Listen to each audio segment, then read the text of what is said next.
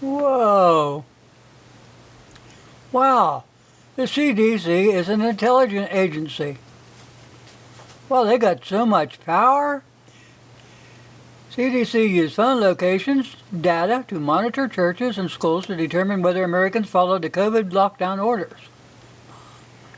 Oh, you came up with that all by yourself? Duh. People, I'm not going to read this. This is something you better read yourself.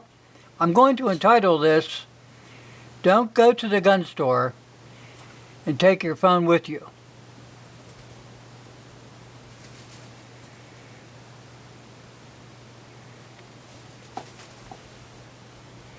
This is totally Orwellian.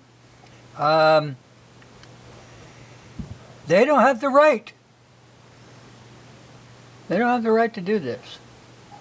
I don't care if they think they do it, but nothing is expressed or implied that they have this kind of power. So I would say time for the CDC and WHO and everything else like that to disappear. Imagine this. Ah, you know damn well she couldn't have thought that up. No. Okay, people. I just had to show this to you.